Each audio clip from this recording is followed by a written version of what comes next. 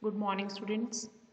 In today's lecture, we will start with the new chapter, phase equilibrium. So first of all, we must know about the basic terms like heterogeneous system, homogeneous system. So what do we mean by heterogeneous system?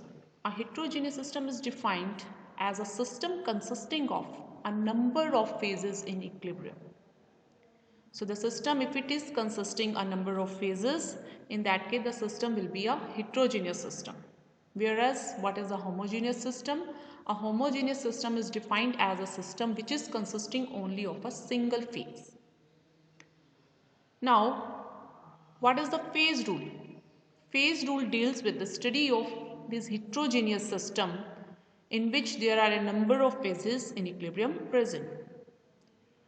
So phase rule is applied to the heterogeneous system consisting of a number of phases in equilibrium. Now we can take the example of a very common system, that is water system, which is consisting of three phases. Either it may be in solid form, liquid form, or in the gaseous form. Now how many number of phases that will exist together at equilibrium, it will depend upon the conditions of temperature, pressure, and concentration of the different phases.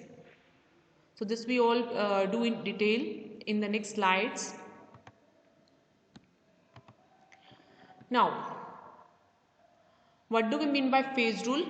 The phase rule was proposed by J.W. Gibbs in 1876. He studied various heterogeneous equilibria and he gave a generalization which will be applicable to all the systems in equilibrium. Now what was that generalization? That generalization is known as a phase rule. According to this, for a heterogeneous system in equilibrium, F will be equal to C minus P plus 2. Where F is what? It is the number of degrees of freedom of the system. C is what? It is the number of components. And P is what? It is the number of phases present within the heterogeneous system. Now we will do in detail what do we mean by phases, components and degrees of freedom of a system. So this is a formula to calculate the number of degrees of freedom of a system. Now first one, what do we mean by a phase? How we can define the phase? It may be defined as any part of the system which is homogeneous and separated from other parts by a well-defined boundary. Second thing, it will be physically and chemically different from other parts of the system and mechanically separable from other parts of the system. So phase is what? It is a homogeneous and separated from other parts and physically, chemically different from the other parts of the system. For example, a system containing only liquid water, that will be only a one-phase system. Now a system containing liquid water and water vapor in equilibrium, in that case the system is consisting of two phases. Similarly, a system containing ice, liquid water and water vapor all together in equilibrium, in that case the system will be a three-phase system. Next one is component. Now what do we mean by component? For a system in equilibrium, number of component is what? It is the minimum number of independent chemical constituents in terms of which we can express the composition of each phase either directly or in terms of a chemical equation. What do we mean by component? It is the minimum number of chemical constituents in terms of which we can express the composition of each phase either directly or in terms of a chemical equation. And when we are expressing the composition of a phase in terms of these chemical constituents, we can use zero and negative values in writing the chemical equations. This will be explained in more detail by taking the example in next slides. Now these independent chemical constituents are what? These are the chemical constituents whose concentration can be varied independently, which is not depending upon the chemical constituents other present in the system. So it will be more clear with the examples. For example, we are taking the water system here. Now water system has three phases: ice, water and water vapor, and different type of equilibria can be there depending upon the conditions. For example, there can be ice and water in equilibrium, there can be ice and water vapor in equilibrium, there can be water and water vapor in equilibrium, or there is possibility of all the three phases in together depending upon the conditions of temperature, pressure there in the system. Now, in case of this system, if we talk about each phase present in the system, now the composition of each phase, whether it is solid, liquid or vapor, we can express only in terms of one chemical constituent, that is water. There is only one chemical constituent is present in the system, which is water. So the number of components, if we calculate, will be equal to 1. It is a one component system. As the component is what? It is the number of chemical constituents in terms of which we can express the composition of each phase present within the system. And in this case, we are expressing the composition of each phase only in terms of water. So this is only a one component system. Second, we are taking the example of decomposition of calcium carbonate by heat. Now calcium carbonate decomposes to give calcium oxide and carbon dioxide. Now, if we will calculate the number of components within this system, we will find that it is a two component system. Now how we can find this? For example, we are considering the composition of each phase in terms of calcium oxide and carbon dioxide. Now we will try to express the composition of each phase in terms of these two chemical constituents. So let's see how we are being able to find out that. For example, first, in case of calcium carbonate phase, we can write it as in terms of calcium oxide plus CO2. Similarly, calcium oxide can be written as calcium oxide plus 0 into CO2. And carbon dioxide can be written as 0 into calcium oxide plus CO2. As we have already written in the previous slides, when we are finding out the number of components, we can use the 0 as well as negative in the chemical equations. So here we have used 0 to express the composition of each phase in terms of chemical constituents. So this time we are being able to express the composition of each phase in terms of only two chemical constituents. So that's why it will be a two component system. We can take the another examples also here. For example, we want to express the composition of each phase in terms of calcium carbonate and CO2. We can easily express it as calcium carbonate can be written as calcium carbonate plus 0 into CO2. Calcium oxide can be written as calcium carbonate minus CO2. And carbon dioxide can be written as 0 into calcium carbonate plus CO2. So again we are being able to express the composition of each phase in terms of only two chemical constituents. So again the system is a two component system. Similarly, we can express the composition of each phase in terms of calcium carbonate and calcium oxide. So in all the cases we have expressed the composition of each phase in terms of two chemical constituents. Here we have used a negative signs also. So negative and 0 are permitted. So we can say that by definition of component, the given system will be a two component system in each case.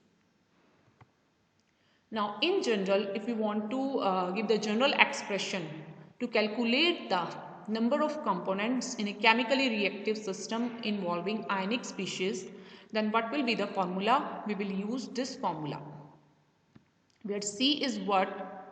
So S is what? It is the total number of constituents or species. C is the number of components we are calculating, and S is the total number of chemical constituents or species present within the system, which are already present as well as produced as a result of reaction.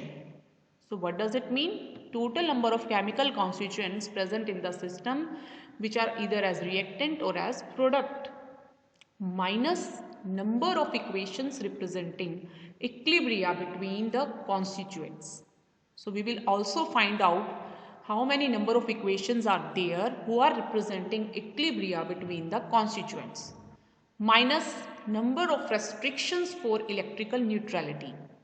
If there are ionic species involved in the chemical reaction, then we will have to consider this also. We will have to find out the number of restrictions for electrical neutrality for material balance. So this formula will be used to calculate the total number of components, where S is the total number of chemical constituents present in the system, E is the number of equation of equilibria between the constituents, and R is the number of restrictions due to electrical neutrality. So we will take some examples to explain this. First one, we are taking the example of dissociation of ammonium chloride. When ammonium chloride is heated in a closed vessel, what will happen? It will dissociate to give ammonia and hydrogen chloride. Now first of all, total number of chemical constituents within the system, that is ammonium chloride, ammonia and hydrogen chloride. So this is equal to 3. Now next one is the equation of equilibria between the chemical constituents, and that is the same equation presenting here equilibrium, which is ammonium chloride is in equilibrium with ammonia and hydrogen chloride. Third one is the restrictions. Restriction is here, the system is closed.